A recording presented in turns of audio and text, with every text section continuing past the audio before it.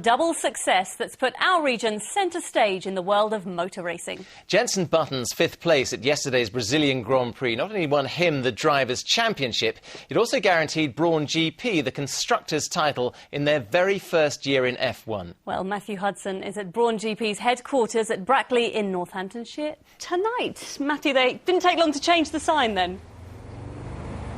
Absolutely not. The roll call of honour on the sign behind me says it all. You know, the atmosphere today is very different to when I was here 10 months ago. That was the day that Honda, who used to own this site, announced they were pulling out of Formula One. Well, Brawn GP stepped into the breach. It hasn't all been wine and roses since then, but yesterday it all came together, both for the team and for their star driver, Jenson Button. It may not have the glamour of Sao Paulo, but staff at Brawn's Brackley headquarters were in a Mardi Gras spirit today, especially since less than a year ago many were staring down the barrel of redundancy. 10 months ago you guys were here and we didn't know if we had a job, but now it's sort of Ross Brawn says will you follow us and believe in us, and we did, and now we're world champions. It's brilliant, really good atmosphere. Actually, I couldn't wait to come to work this morning.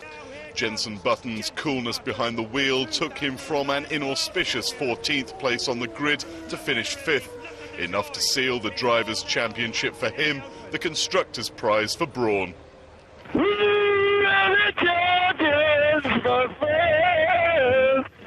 No podium finish on the day, but the championship effectively won with 6 victories in the first half of the season. It's a lifelong ambition for any single-seater racing driver to want to win the World Championship, and he's earned it. For those at Brackley, it has been an extraordinary 10 months. Last December, the then owners Honda put the team up for sale. Button was amongst those who looked as though they might be out of a job. Eventually, 350 staff had to go, but the team principal, Ross Brawn, raised the money to get them back on the starting grid. For Alistair Gibson, formerly Honda's chief mechanic and now a sculptor, it came as no surprise.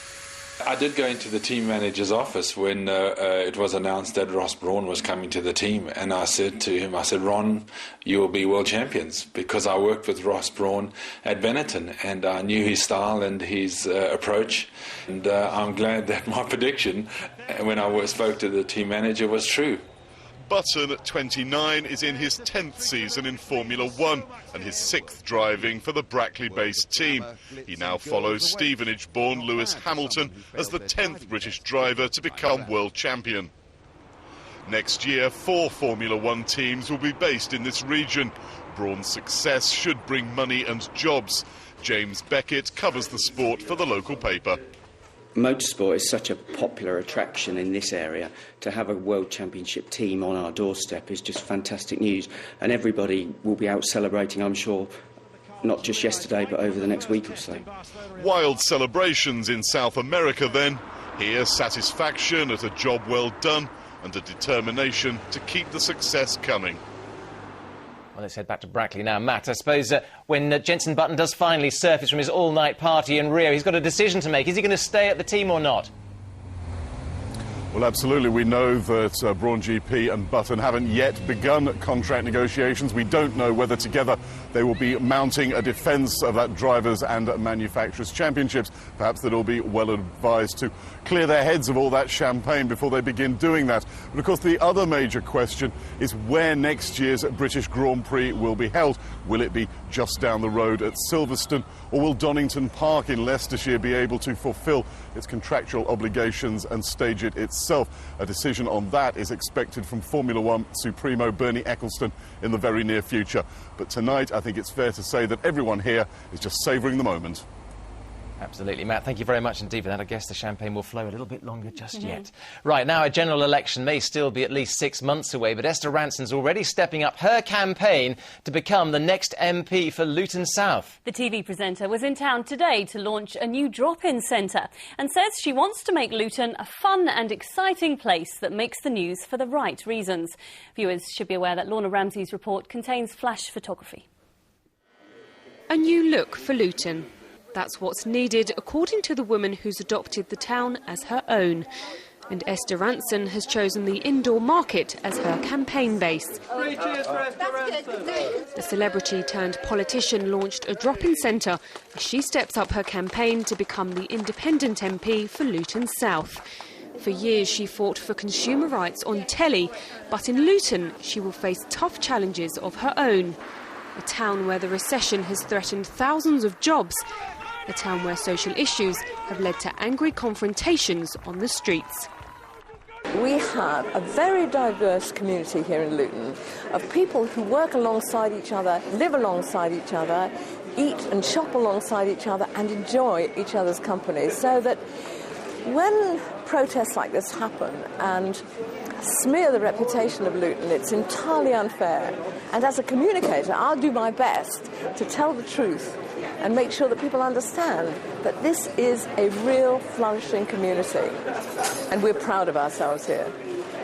One vote she won't be getting is that of the woman she wants to replace, the current Labour MP, Margaret Moran. She's standing down after the expenses scandal. Esther Rantzen plans to come to the indoor market in Luton 2 or 3 times a week. It's a chance for people to talk to her about their thoughts and concerns. And it seems that so far she's made a good first impression. I'm very impressed. She's a very likeable person. I've always liked her because when I was a kiddie I used to watch That's Life and that, and ever since then, and I thought it was a great opportunity to give something sort of back to the community through Esther being an independent MP. I think she's a very honest lady, you know, she's very humble, and I think we can achieve a lot with her, you know. Someone who doesn't mind dealing with the ordinary people, you know, so that's very impressed with it. I don't know, she's well known, I suppose. It's a friendly face off the TV. You feel like you know her, so, yeah. Esther Rantzen has spent her career in the limelight. She now faces 7 months of scrutiny from the voters of Luton South. Lorna Ramsey, Anglia News, Luton. As a former Lutonian, you actually found it quite a nice place as well, didn't you? I was there for 3 years. I studied there, yeah. It was a fantastic place to live. Enjoyed yourself. Fun and exciting. No more questions. Esther Rantzen might be centre stage in Luton South, but what about the current MP, Margaret Moran? She's been signed off sick since the expenses crisis began. We can go live now to Westminster. Our political correspondent Emma Hutchinson is there. Emma, we know that Esther wants to represent the people of Luton sometime in the future, but what about now? Who's representing them at the moment? Well, Jonathan, there's been no sign of Margaret Moran, the Luton South MP, here at Westminster since that whole expenses crisis started. That was back in May. You remember, of course, that she was revealed she claimed £22,500 to treat dry rot at her second home in Southampton, about 100 miles from her Luton home. She then said she'd pay the money back, and she then said that, well, she wouldn't be standing again as a candidate at the next general election. That was just before the Labour Party said, well, actually, they wouldn't let her stand as a Labour candidate. Now, since May, she's been signed off sick from work, apparently with stress. We did understand that she would be back at Westminster last week on October the 12th. That's when MPs returned from their summer recess. There's no sign of her last week, and her office today said that the doctor was currently reviewing the situation. We understand now she's been signed off for a further month. She is able to do some parliamentary work. She's tabled parliamentary written questions to ministers, and her staff are still working, responding to letters and phone calls in her office here at Westminster and up in Luton. So, Emma, what are Esther Rantzen's chances of becoming MP for Luton South, do you think? Well, traditionally it's been very tricky to get elected here to the House of Parliament if you're an independent candidate, because most people prefer to vote for a political party than for an individual, so it has been difficult. However, there are exceptions. Remember Martin Bell, he was elected as an independent candidate back in 1997. He overturned a massive Conservative majority at a Cheshire constituency, Tatton, to get a seat here. He campaigned on an anti-sleaze ticket. Now, when we come round to the next general election, that's expected next May, well, Margaret Moran won't be standing, so Esther Rantzen won't be standing directly against her. But I think this whole expenses crisis has really touched a nerve with voters. So I think we might see that not just in Luton but in other places around the country, we might see more independent candidates and more people choosing to vote for independent candidates rather than traditional political parties. Interesting stuff. Emma, thank you very much for that.